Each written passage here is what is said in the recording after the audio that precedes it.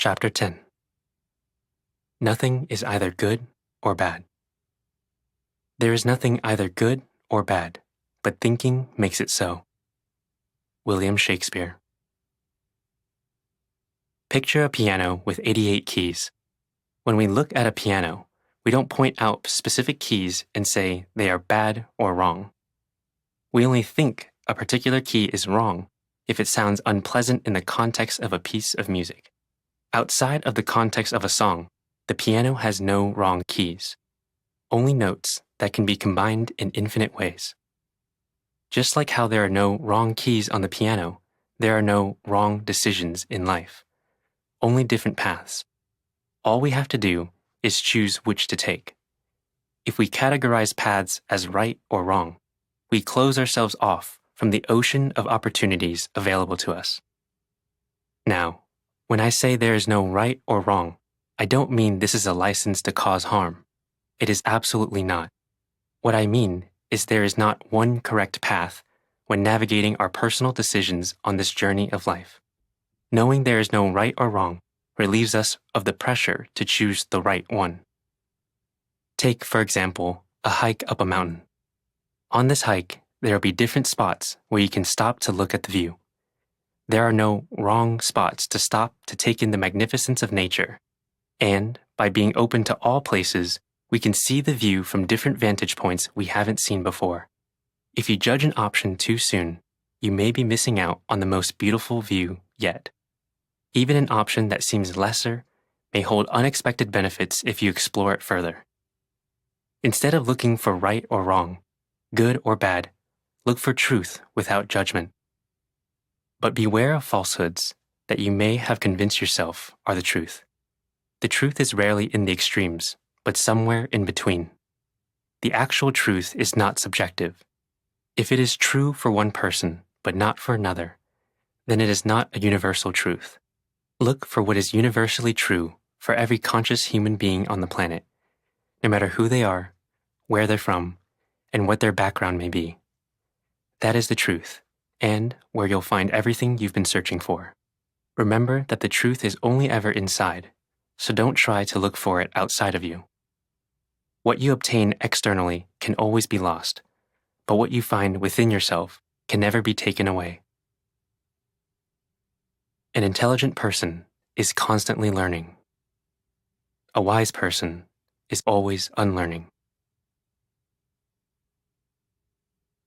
Chapter 11. How to follow your intuition. Have the courage to follow your heart and intuition. They somehow already know what you truly want to become. Everything else is secondary. Steve Jobs. Although there are no right or wrong decisions we can make, just like there are no right or wrong keys on a piano, there are decisions that are more aligned with us than others, depending on the context. So then, how do we choose which path to take? When we make decisions, we want to rely on non-thinking. The more we try to think, analyze, and ask for outside opinions, the more it causes unnecessary anxiety and frustration. Most of the time, we already know deep down what to do. This is often referred to as your intuition, gut feeling, or inner wisdom.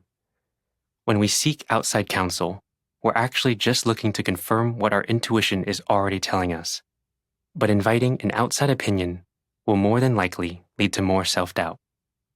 Only you can know what is right for you. No one else can tell you this. There will be mentors and teachers who can offer guidance, but the best ones will tell you to listen to your intuition and look within yourself for the answer. The truth is only ever within you. This is why many of us experience regret after following another's advice. Deep down, we know we shouldn't have ignored our instincts. Your intuition will always lead you to where you need to go. It is a real-time inner navigation system that will tell you when to take a detour and which path to follow if you encounter a roadblock. It will guide you to exactly where you need to go, but the path it takes may surprise you. Do not doubt yourself. Trust that your intuition is bringing you exactly where you need to be. So what does following your intuition look like? When you're following your intuition, you're tapped into something greater than yourself. You're in a state of non-thinking and in direct connection with the universe. Intuition is not a form of thinking. It's a sense of knowing. You're not thinking about what to do, you just know what to do.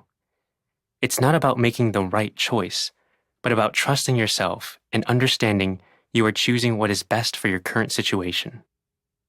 Instead of trying to make a decision based on whether something is right or wrong, good or bad, make it based on the decision that feels most expansive and aligned with who you are and what you value most. Your intuition will tell you what that choice is when you ask.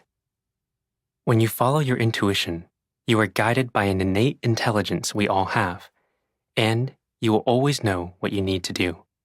To return to a concept from a previous chapter, trusting your intuition is how you operate when you're in a flow state. When you're in this zone, tasks seem effortless, and you open yourself up to information and opportunities beyond your logical mind. Intuition is how mothers know how to take care of their newborns without having much or any training. It's how you know your friend may not be fine, even though they say they are. You likely use your intuition more often than you're aware of. When considering intuition, many automatically assume it's only used within creative tasks and projects. But it is also highly useful in navigating life whenever there may not be one obvious right answer. It is that gut feeling that tells us to leave or to start a relationship or job, or to move to a new place. It tells us when to marry someone or start a family, what new thing we should try, or which old habit we should stop, and whether to talk to a stranger who might end up becoming a close friend. It is that still, quiet voice that always nudges us towards the things we need and the things that will help us grow most in the moment. Fear keeps us where we are. Intuition leads us to who we want to be. This does not mean we should not use our intellect, logic, and reason. Rather, it is about using them without negative judgment and trusting our intuitive decisions so that we don't end up in a spiral of overthinking and suffering. The key is to use our thoughts instead of thinking. For example, if we are cooking with a recipe or brainstorming new ideas for work, we want to use our thoughts to help guide us. This means neutrally observing the situation and responding accordingly, but without attaching judgment to it.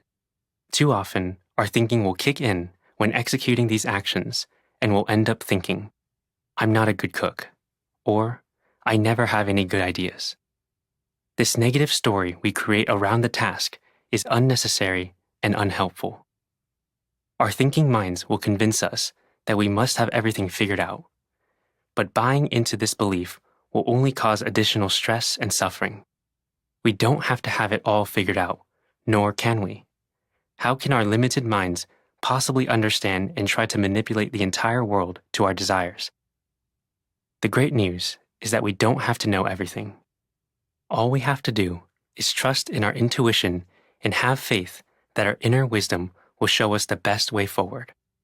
When you ask people who are the most abundant, joyful, and successful how they made it and what led them to make the decisions they did, if you keep digging and asking why, they will eventually reveal that they followed their intuition. If they had listened to only logic and reason, they would have never taken a leap of faith to pursue their dreams. Our intuition can see things the mind cannot. Most of the greatest achievements and creations of our time were once deemed impossible and therefore irrational to attempt. But we do not live in a world of impossibility. We live in a world of infinite possibilities. Following our hearts can be risky, but we guarantee our unhappiness when we do not. Your intuition is usually the choice that makes you feel a tinge of fear because it requires you to step into the unknown to create a new reality rather than stay in your familiar one. Nothing that grows can stay the same, especially you. Diving in headfirst to explore the unknown is something humans were created to do and cannot resist. The unknown is where we feel most alive. Although our minds crave certainty, our hearts desire freedom. We live in an illusion of certainty. Most of what we have can be lost or taken away at a moment's notice. We all know the only constant is change, Yet we spend most of our energy trying to fight what is natural and inevitable, and wonder why we are suffering so much. It is not change that we should fear, but staying the same. Most things in life are out of our control. This is not to say that we should give up because we can't control our lives. It's quite the opposite. The path to peace is not to pursue certainty, but to relax into uncertainty, to surrender to the ebbs and flows of life, and accept things as they are instead of how you think they should be. It's not about trying to force things to happen a certain way, but about trusting that you will be okay, no matter what happens. While we can't control everything that happens, we can always control our reactions, and therefore our emotions. This is how we can choose to be happy, by choosing to let go of our thinking. Isn't that what ultimately matters at the end of the day? It's not what we have, but how we feel inside that is the true measure of success, joy, and fulfillment. We have the gift of imagination, which means our creative potential is limitless, but we create stress for ourselves when we think we need to figure out the how to make it happen. At this point, most people give up or continue down the path of brute force to try to bring it to life and suffer daily for it. We tell ourselves we must suffer for what we want, but that is not true if we trust our intuition instead. Our job is determining what we want, not necessarily how to get it. The how is up to the universe, and delegating this responsibility is ideal because there are an infinite number of ways to bring about what we want in life. Our intuition will rarely show us every detail of how we can create what we imagine, but it will always show us the very next step to take in the present moment.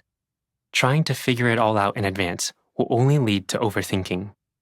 The path forward is only revealed when we begin walking. We can always get what we desire in life. It just may happen in a different way or at a different time from how or when we expect it to happen.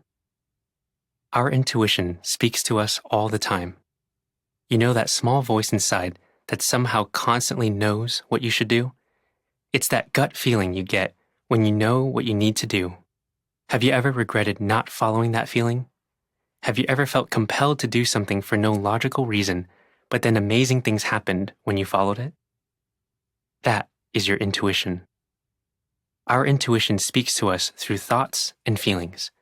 But remember, there is a stark difference between thoughts and thinking. Thinking is the negative judgment of our intuition, the worry that blocks us from following our hearts.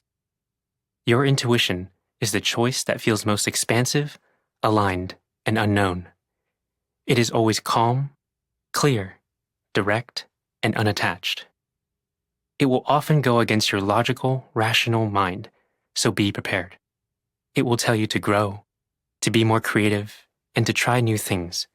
It will softly beckon you to pursue what you truly want instead of following what everyone else says you should want. When you follow your intuition, you create a life of freedom, love, and joy. So why don't more people listen to their intuition? Because of fear. Listening to our intuition can be daunting. This is because our intuition lives in the realm of the unknown. We fear the unknown because it's unpredictable. But it's only when we step into the unknown that we can begin opening ourselves up to opportunities to create a different experience of life than the one we're living. Other people may not agree with your decisions, but you are not here to sacrifice your peace for other people's preferences. You are here to learn, grow, and love.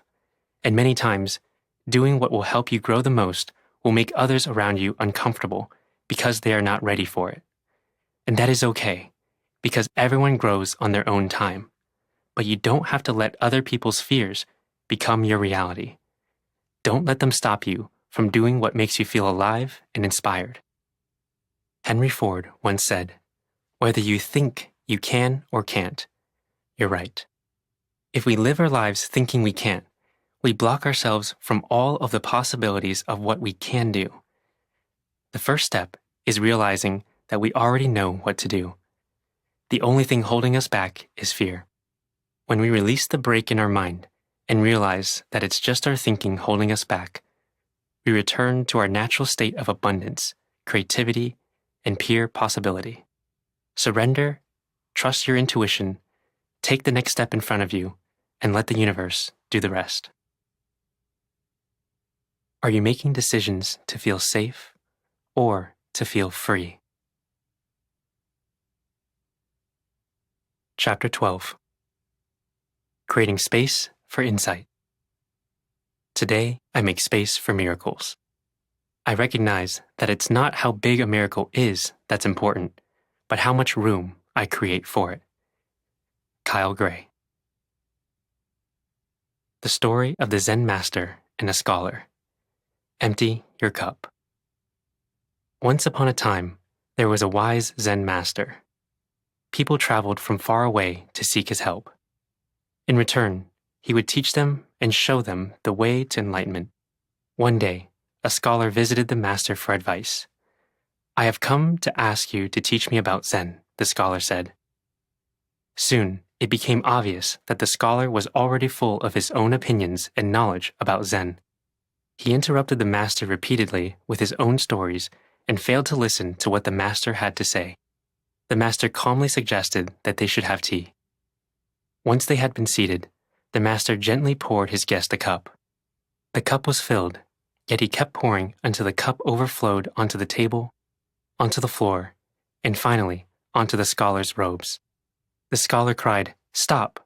The cup is full already. Can't you see?" "Exactly," the Zen master replied with a smile.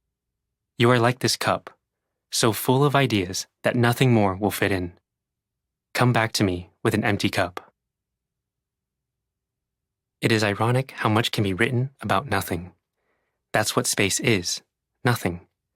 When we study the universe, we realize that everything comes from nothing. For there to be creation, there must first be space. This is equally true for our minds. If you want something new to be created, such as new thoughts, you must first create space to receive these ideas. Like the teacup, if your mind is full of old thinking, you won't have space for new thoughts. And new thoughts are necessary if you want to create the change you seek. This is the flip side of using your intuition. While it is important to trust our instincts, we also want to make sure we don't close ourselves off to new ideas, perspectives, and information. If you sense yourself feeling afraid when encountering a new idea, let that be an indicator that this is a moment to dig deep and examine that fear. On the other side of that fear may be a whole world of possibility that contains what you are looking for, if you remain open to it. The goal is to find a balance so that we do not doubt ourselves, but also can walk through the world with an open mind. By challenging long-held beliefs and letting go of what no longer serves us, we create room for new ideas that can enrich our lives. The way we can create this space is through non-thinking. When we stop our strenuous mental efforts and quiet our minds, we create space for new thoughts and ideas to enter. Judgment closes the mind, while questions open it. Continually asking questions that challenge our current thinking is one of the best ways to create space in our minds. All the magic happens in this space of nothingness.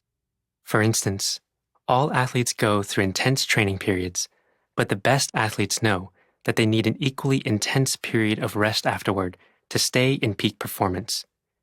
It is during this rest period that they recover, build muscle, and become stronger. The space they create through rest is where the progress they want from the workout manifests. We've all experienced moments where we have created space for thoughts of inspiration and had ideas spontaneously pop into our minds. You may have experienced a time when you were struggling with a certain situation or decision in your life and couldn't figure it out, but all of a sudden, the solution flashed into your mind while you were showering, walking, or doing something relatively relaxing. Those are moments when we tend to create space psychologically and thus are more open and available for ideas to come. Friedrich Nietzsche, one of the great German philosophers of the 19th century, who revolutionized the way we view morality and religion, had a routine practice for creating space to aid him in generating ideas. He would go on extensive walks in the middle of writing his books and would bring a small notepad with him to jot down ideas he thought of during his stroll. It is documented that Nietzsche thought out and wrote the majority of his book, The Wanderer in His Shadow, during those daily walks. Albert Einstein was a scientific genius who similarly knew the importance of this concept. When Einstein was stuck on a difficult problem, he would stop working on it and play the violin instead. As he played, the answer would spontaneously come to him, not from force, but from calming the mind and creating space for inspiration to flow. We don't have to work tirelessly to figure everything out. Even the people we deem geniuses knew that effort wouldn't always produce their greatest discoveries. Just like how rest is required for us to perform our best, space is required to help us discover the best ideas. Many times, the answer we are looking for is where we least expect it and can only be found when we take a step back to create space for a new perspective. With the correct understanding and space, we can also receive insights about any challenge we may face. We are only ever one thought, one insight, and one idea away from living an entirely different experience of life. What we do not question controls us. What we question frees us. Chapter 13. Potential obstacles when living in non-thinking. Don't think. It complicates things. Just feel, and if it feels like home, then follow its path. R.M. Drake. If you've been applying the principles in this book, I hope you've been able to find moments of non-thinking and experience the peace that they bring. If not, do not be disheartened. It will come with practice. As you continue your journey with non-thinking, you may encounter some roadblocks. Don't worry, this is a normal part of the awakening process, and you've already learned the most challenging part, to practice non-thinking and prevent negative thinking from controlling your life. But we can also work to anticipate and solve problems ahead of time so that it's less daunting if you experience them. Let's explore a few questions you may have as you continue on your journey of non-thinking. Will practicing non-thinking make me less productive? Once you have been able to experience peace, you might begin to worry that you're not as productive now, have lost your edge, or are lazier. But this couldn't be further from the truth. The reality is that we are most productive when we are working in a state of non-thinking. We are more effective, have better ideas, experience less resistance and stress, and don't procrastinate as much when we're not thinking. You may find yourself working less because less time is spent on anxiety and worry. Or perhaps you finally see that rest is equally important to work, and you begin giving your body what it needs rather than ignoring it. You have begun to see how slowing down gives you a sense of peace and joy that is hard to experience while overworking and frantically trying to accomplish the next task. Things that used to cause stress no longer make you feel as anxious. If you have been living in a state of fight or flight for a while, you may have become so used to the feeling of anxiety that it feels normal. Living your life without as many of those feelings will understandably feel different and strange. This is all normal and is simply a growing pain that will dissipate with time. As you continue to live your life in non-thinking, peace will become your new normal. Does practicing non-thinking mean avoiding reality? A common misconception is that practicing non-thinking means avoiding and ignoring reality, or that it means walking through life with your blinders on. But it is the exact opposite. Living life through non-thinking is accepting reality as it is instead of what we think it should be. The practice of non-thinking is about being deeply present and holding a space of non-judgment for everything that is happening in the world around us and within our minds. Through non-thinking, we can finally confront everything we are afraid of and no longer let those fears control us. Non-thinking is how we can let go of everything that isn't reality to find peace. How can I work or solve problems without thinking? The same principle of non-thinking applies to work as it does to navigating life. In the case of work or solving problems, we want to utilize thoughts instead of thinking. When working, much of what we do is solving problems that require solutions that do not exist yet, which can only come from thoughts.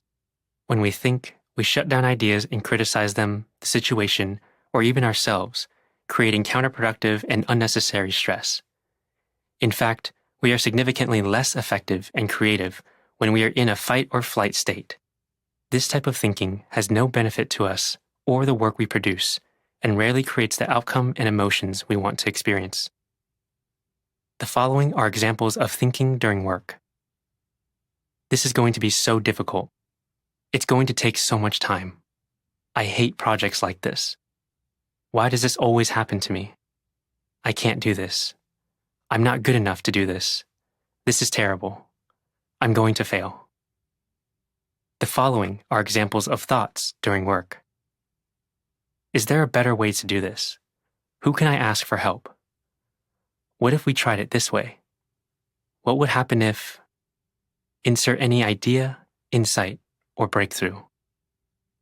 You may also refer to the thoughts versus thinking chart in Chapter 4 to help you distinguish between the two in the context of work. What if I begin to feel anxiety, worry, and doubt creeping back in? A reason that we may feel anxiety, worry, and doubt once we experience peace is that thinking all the time uses a colossal amount of time and energy. Most of us are used to spending the majority of our day in a state of stress, thinking. When we stop thinking, the energy we used to spend thinking is now freed up, but it hasn't been directed anywhere yet, so we tend to return to our old patterns of funneling that energy back into thinking, because that is how we are conditioned and what feels familiar. What we can do instead is channel the newfound energy into our goals of inspiration. What tends to help many people in this stage is to have an activation ritual. An activation ritual is a morning routine that helps them get into a state of non-thinking and flow. It can be any activity or routine that helps you feel grounded and allows you to practice getting into a state of non-thinking. Examples might be exercising, meditating, performing breath work, praying, journaling, or making tea. It does not matter what the activity is as long as it helps you feel centered. An activation ritual enables you to build momentum in a positive direction immediately when you wake up, so that it's easier to stay in that state of non-thinking for the rest of the day. An object in motion will stay in motion. I never understood why spiritual masters have morning routines until I understood the power of momentum and grounding to aid non-thinking. If you begin to feel like something's wrong because you feel way too peaceful and content, know that it's only your mind trying to make you think again. Your mind is the greatest salesperson and knows exactly what to say to lure you back into its vicious cycle of destructive thinking. It is in this moment that you have the choice to have faith in the unknown and stay in the feeling of happiness, peace, and love, or to go back to the old patterns of familiar pain and psychological suffering. We can either choose to be free and happy in the unknown, or choose to be confined and suffer in the familiar. If you do fall back into thinking, it is completely okay. Do not beat yourself up about it. Don't feel guilty that it happened. Punishing yourself is unhelpful because it will only exacerbate your thinking. Know that it is human to think. When you catch yourself thinking, simply follow the pause method in Chapter 7 and gently remind yourself that you have the ability to return yourself to a state of peace, happiness, and love at any time. Be compassionate with yourself as this process repeats. The transition can happen painlessly and effortlessly if you let it. To the person who is at peace with the feeling of fear, the whole universe yields. Chapter 14. Unconditional Love. The greatest power that mankind could ever achieve is the power of unconditional love. This is when people love with no limitations, conditions, or boundaries. Tony Green.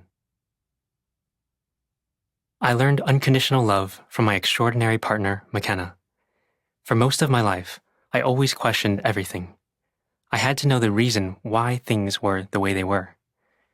I couldn't just experience life without knowing the meaning and reasoning behind everything. Naturally, as anyone in a relationship would, after about a year, I asked McKenna why she loved me. She replied that she didn't know why. She just knew she did.